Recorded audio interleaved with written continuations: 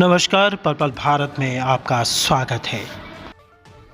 कितनी शिकायतें सुनी गई है और किस जगह सुनी है? टोटल हमारे पास 16 केसेस थे जी। 15 डिस्पोज कर दिए, एक जो है वो इंक्वायरी पे दे दिया। उसमें हमारे ये मैडम और विधायक जी ये करेंगे, वो भी फाइल ये समझो हफ्ते में कर देंगे। एक मैडम के पास एक केस नहीं है, बाकी सब फाइल करेंगे। तो सर अभी जो आरक्षण बिल पास हुआ है सर महिलाओं के लिए, उसमें के बारे में क्या है? अच्छी बात है, सब लोग करेंगे। मेरे ख्याल में यूनानिमसली पास होगा। घर में रोटी खानी है, कौन मना करेगा, सबने। सर इसमें गाइडलाइन क्या है? अभी से होगा या नेक्स्ट उसमें? देखिए, मुझे लगता है कि अगले में ही आ जाएगा। अगले, क्योंकि अब जो पास किया जा रहा है वो अगले लोकसभा विधानसभा के लिए, ये तो इमीडिएट लागू हो जाएगा। जब कोई भी बाई इलेक्शन, इवन पहले कोई बाई इलेक्शन आ गया तो उसमें भी लागू होगा। पर ये डिपेंड करेगा कि लैंग्वेज ड्राफ्टिंग क्या होती है बिल की। इसमें ऐसी महिलाओं के लिए प्रोविजन है, बट ओबीसी को उसमें स्थान नहीं दिया गया है। डिमांड देखिए, अभी पार्लियामेंट डिस्कस करेगी। पार्लियामेंट से बड़ी कोई नहीं है, पूरे देश की सबसे बड़ी पंचायत है। ये सब्जेक्ट उनका है, आपका हमारा ना। आप और हमसे पहले उन्होंने पूछा कि ये बिल ला रहे हैं, ये वो पास करेंगे, आप हमें मीडिया पे दिखा देंगे, हम देख लेंगे। सर, पूरा देश इस बिल का स्वागत कर रहे हैं, लेकिन अतीत में अगर हम छोटी सरकारों की बात करें, गांव या वार्डों में, तो चाहे पार्षद महिला चुनी जाती है, चाहे सरपंच चुनी जाती है, देखिए उनके प्रतिनिधि आगे आते हैं, यहाँ तक साइंस तक उनके प्रतिनिधि करते हैं। तो ऐसा नहीं क्यों लग रहा है कि सरकार अवसर दे रही है, उसके बाद भी चार दीवार में बंद होकर रहेगी? नहीं, देखिए, जब कोई चीज ऊपर से शुरू होती है ना, तो उसका फॉलोआउट नीचे तक आता है। जब लोकसभा में होगी तो विधानसभा आएंगी, फिर म्यूनिसिपैलिटीज में आएंगी, पंचायत में भी आएंगी। एक परंपरा शुरू होती है तो वो उसे सोसाइटी अपनाती है, वो फिर लोगों की मांग उठती है। ओपिनियन पोल क्या है? इंग्लैंड, फ्रांस, जर्मनी में क्या है? ओपिनियन पोल से ही सब चीज होती है। इंग्लैंड का कॉन्स्टिट्यूशन तो टोटल कन्वेंशन पे हुआ, कोई रिटर्न है भी नहीं। सर जो लोग सोलर पैनल लगवाना चाहते हैं, उसके लिए जो सब्सिडी दी जाती है डिपार्टमेंट की तरफ से, वो लंबे समय से बंद पड़ी है। उसका पोर्टल है वो बंद पड़ा है, वो शहर में लगवाना चाहते हैं। नहीं दे रहे हैं। देखिए, प्राइवेट हाउसेज को नहीं दी जा रहा, पर जैसे पंचायतें हैं, पंचायत की धर्मशालाएं हैं, बैकवर्ड की हैं, एससी की है, उसमें हम 75% सब्सिडी दे रहे हैं। जो जनरल की है उसमें हम 50% सब्सिडी दे रहे हैं। सब जगह दे रहे हैं। सोलर तो बहुत तेजी से बढ़ता जा रहा है। आपको जानकारी दूं, पूरे देश में इस वक्त सोलर पंप की है, जिसे कुसुम योजना कहते हैं हम प्राइम मिनिस्टर की भाषा में। उसमें राजस्थान के बाद हम नंबर 2 पे हैं पूरे देश में। तो बहुत तेजी से आप गांव में देख लीजिए, हर जगह प्लेटें लगी हैं। लोगों ने बहुत तेजी से पेट्रोल पंप पे आ रहे हैं। जितने आपके मेडिकल कॉलेजेज हैं, इंजीनियरिंग कॉलेज हैं, उन पर सब पे रिप्लाई करेंगे मीडिया में। सर, आपने हुड्डा की बात की कि 3 सीट पे सिमट जाएगी कांग्रेस पार्टी, इसके बारे में? देखिए, मैं ये जो मैं कह रहा हूँ उसमें थोड़ा सा सुधार कर लें कि पिछली बार हुड्डा साहब को कोई सीट नहीं मिली थी। जब किसी पार्टी का जब कोई जननायक चलता है, जब उसका एक तरफा मैंडेट हो जाता है तो उसमें सब कुछ छूट जाता है। हमने तो देवलाल के वक्त भी देखा, जेपी मूवमेंट में भी देखा, इसका भी देखा। देखिए, रिकॉर्ड की चीज बता रहा हूँ कि आज तक किसी को भी पार्लियामेंट में इकट्ठे 3 मैंडेट नहीं मिले।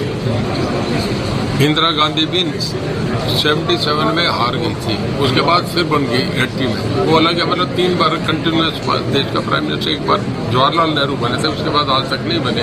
यूपी आया, एनडीए आया, 2 साल चले, 3 साल चले, 1.5 साल चले, कोई 3 बार कंटिन्यूस प्राइम मिनिस्टर नहीं बना। ये नरेंद्र मोदी तीसरी बार बने, ये आज बता रहा हूँ। जो G20 इवेंट हुआ है, इसमें इंटरनेशनली देश की बहुत मजबूती आई है। बहुत लोगों ने, देखो, आज कोई कुछ भी कहा, इवन मीडिया ने कहा कि गजब का मामला हुआ था, कुछ छोटा आयोजन नहीं था, बहुत बड़ा आयोजन है, बहुत बड़े एग्रीमेंट साइन हुए। नंबर 2, जब राम मंदिर बनेगा ना, अब आप ये लंबा हो जाएगा, बस थोड़ा सा बताओ। हाँ, भगवान राम कितने बड़े थे इसका एक मैं अंदाजा आप लगाओ, और मैं बताऊंगा तो आप रियलाइज करेंगे। देखिए, कोई भी लोहड़ी का कम होता जा रहा है, होली का त्यौहार कम होता जा रहा है। मैं किसी धर्म पे नहीं जा रहा हूँ, उनके भी जो हैं वो पहले से कम होते जा रहे हैं। दिवाली का अभी से लोगों ने घरों में रंग रोगन शुरू हो गया, और दशहरे के बाद आप ये समझो कि दशहरे की झांकियाँ निकलेंगी सब शहरों में। दशहरा मनाया जाएगा, 50-50, 20-20 हज़ार के शहर में भीड़ होती है। उसके बाद जब फाइनल इवेंट आता है भगवान राम के जन्मदिन का, तो 10 दिन पहले बाजार में मिठाइयों से सज जाता है। आपने कभी अपने बेटे के लिए, माँ बाप के लिए ऐसा जन्मदिन मनाया तो बताओ? और 10 दिन पहले सारे बाजार में मिठाइयों की लग जाएंगी, पटाखों की रेडियां लग जाएंगी, और फूलों की मालाएं लटकने लगती है। बाजार ऐसे सज जाता है जैसा उसने पिछले 9 महीनों में नहीं था। वो उस बाजार में ऐसा सजता है, वो देखने को दिल करता है।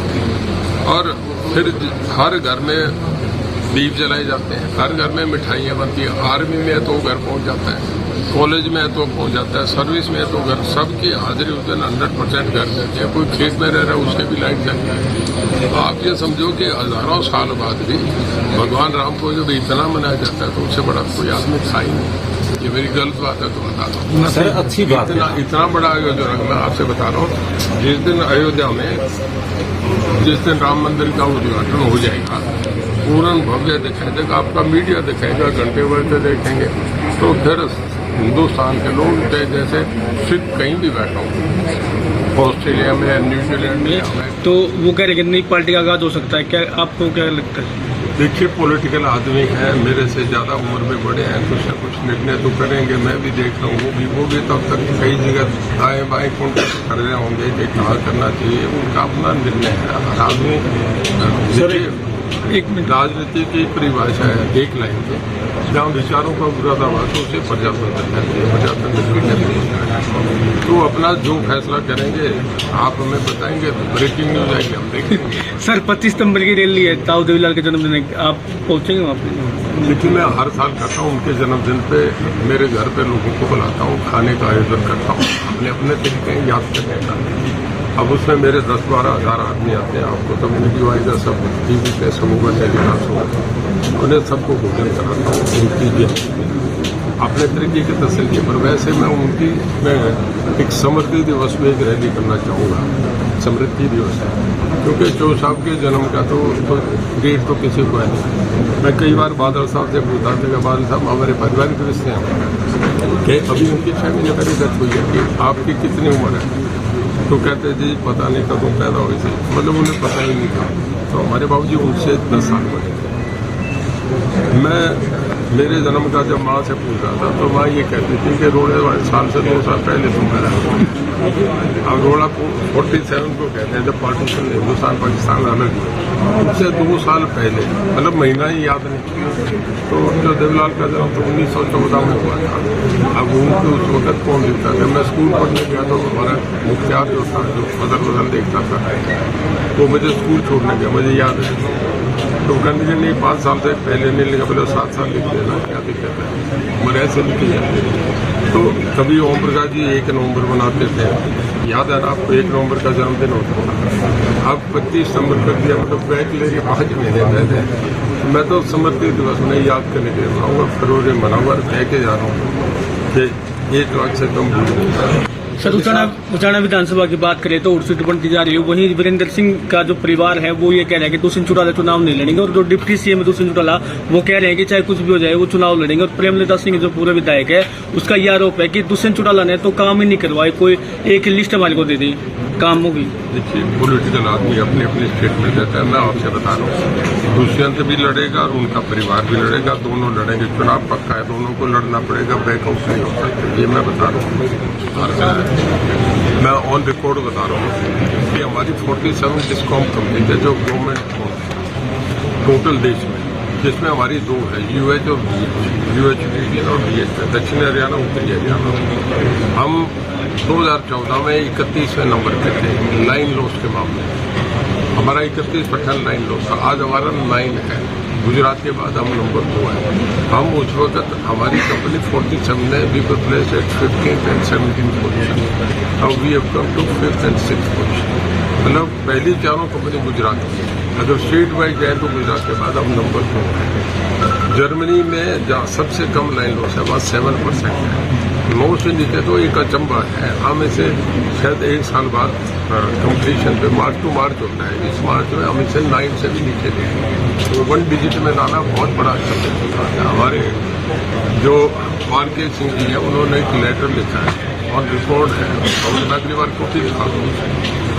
उन्होंने सीएम साहब को लेटर लिखा है कि I congratulate Haryana power department in the workers for their commendable job. They brought down the line loss from 17% to 13%, which is a record, and I appreciate for that and will request other chief ministers they should follow Haryana. कोई आदमी अगर गाली निकाले उसका जवाब हम पे नहीं है, उन्होंने कहना ही कहना भी तो मैं आपको अगली बात बताऊँ, आप इसे चलाना कि नेशनल ग्रोथ, इंटरनेशनल ग्रोथ क्या है और पर कैपिटल इनकम क्या है, ये एक सवाल मैं समझा रहा हूँ आपसे। अब पूरे वर्ल्ड में हमारा जो बॉम्बे है उसकी इकॉनमी जो है $900 बिलियन है और वहाँ की पॉपुलेशन 3.25 करोड़ है। गुड़गांव की इकॉनमी $300 बिलियन है, गलत नहीं कह रहा, ऑन रिकॉर्ड कह रहा हूँ, और वहाँ की आबादी 14 लाख है। पर कैपिटल इनकम पूरे वर्ल्ड में गुड़गांव 1 नंबर पे, आप उसे सर्वे करके देखिए। आप बताइए ये चीज़ें कहाँ को क्यों बताएंगे कांग्रेस वाले, ये बात आम आदमी पार्टी वाले क्यों बताएंगे? ये बातें हमारी हमने पूछ लेना चाहिए, उन पर जवाब ही नहीं, उन्हें ज्ञान ही नहीं है कि क्या है। चलो उनकी मन की इच्छा होती है एक बार आके जाएं। जितने मुस्लिम थे वो मक्का मदीना से नहीं जाते हैं, हर हिंदू चाहे वो किसी भी देश में बैठा है वो वहाँ पहुँचेगा। जब लोग अमरनाथ जाते हैं, ऐसी ऐसी यात्रा पे संकट लेके भी जाते हैं, तो भगवान राम मंदिर पे मैं आपसे बताता हूँ जाम लगे होंगे, कई कई साल जगह नहीं मिलेगी, ये होगा, ये आप देखना 3 महीने बाद ऐसा सीन हो जाएगा, हर हिंदू वहाँ पहुँचेगा। सर अच्छी बात है, लेकिन जो पब्लिक की नीड है, हेल्थ, एजुकेशन, बिजली, खासकर युवाओं के लिए रोजगार, ये चीजें नहीं मिल पा रही सरकार में, तो लोग यही ब्लेम करें बीजेपी को, ये कास्ट का जो खेल कर रही है ये लंबा नहीं चलता। आपका मीडिया बागेश्वर महाराज को क्यों रोज दिखा रहे हैं? आप कोई और कहानी नहीं चलाते, उसके बाद भगवान राम जितना बड़ा होगा तो वही वो दिखेगा, सब चीजें बाहर होगी, जो भगवान राम का चलाएगा उसको देखेंगे तो ये हो जाएगा। सर चलो आप वो काउंट करा रहे थे कि विपक्ष कुछ स्टेटों तक लिमिट है, बीजेपी कौन से स्टेट में कहाँ आपने कर्नाटक नहीं जाना, आप यहाँ की बात करो ना। नीति आयोग है जो फाइनेंशियल इंफ्रास्ट्रक्चर सबसे बड़ा है, जिसे पहले एनडीसी कहते हैं, मैं भी मीटिंग में डिप्टी चेयरमैन प्लानिंग कमीशन का हूँ, फाइनेंस 3 लोग हैं, और उसमें हम स्टेट का बजट बना के लेके कि हरियाणा का हम 1,70,000 करोड़ रुपया हमारे जो हम खर्च करेंगे तो हमें इतना ही नीति आयोग पैसा दे देता है। वहाँ उनके कमेंट है कि जितनी बड़ी स्टेट्स हैं उनमें फास्ट ग्रोइंग स्टेट में, बड़ी स्टेट में हरियाणा इज नंबर 2, तो ये हमारा वो आता है। तो जब हरियाणा में ये आ रहा है, जब हमें ये कहोगे हम पावर में 1 नंबर, हम सिंचाई में 1 नंबर, हम वीट प्रोड्यूस में 1 नंबर, हम मिल्क प्रोडक्शन में 1 नंबर। अब गुड़गांव हाल तक कोई सिटी नहीं है पूरे हिंदुस्तान में गुड़गांव से बढ़िया। मैं थोड़ा सा पावर डिपार्टमेंट का आधा मिनट इतना नहीं चला सकेंगे आप मीडिया में, पर मैं दूसरों का क्या दिखाऊंगी, आप मेरी सुनो, आप ही तय कर देना। हमारे गुड़गांव, फरीदाबाद, आपका मानेसर और रेवाड़ी, ये हमारा सबसे बड़ा इंडस्ट्रियल हब है नॉर्दर्न इंडिया का। जितने एक्सावेटर बनते हैं पूरे देश में उसका 60% हम अकेले मैन्युफैक्चर, जितनी कारें बनती हैं 50% हम अकेले हरियाणा अकेला मैन्युफैक्चर करता है पूरे देश का। जितनी क्रेन बनती है 53% हम प्रोड्यूस करते हैं, जितने मोटरसाइकिल बनते हैं 60% हम प्रोड्यूस। केजरीवाल कहता है कि बिजली हम फ्री देंगे, पंजाब वाले कहते हैं, सारी केजरीवाल की इंडस्ट्री हरियाणा में आती है, सारे उसके ग्रुप हाउसेज आप देखिए, DLF देखो, यूनिटेक देखो, आप पारसनाथ देखो, इसके बाद वाटिका देखो, TDI देखो, सारे का सारे पानीपत तक, उधर मानेसर पलवल तक, इधर आपका रेवाड़ी से आगे निकल के महेंद्रगढ़ तक चलेंगे। ये सारी उनके आगे हम 6 AC उनके जो ऊपर वो बन रहे हैं, उनके फ्लैट्स बने हैं उसमें दे रहे हैं। तो ये सारी पावर हम दे रहे हैं, वो अपना अकाउंट तो बताएं कहाँ है। ये सब होने के बाद हमें NCR में होने के बाद नवंबर से लेकर फरवरी तक सुप्रीम कोर्ट की NGT की गाइडलाइन है कि जनरेटर बंद कर दो NCR में, कभी के बारे में प्रॉब्लम नहीं।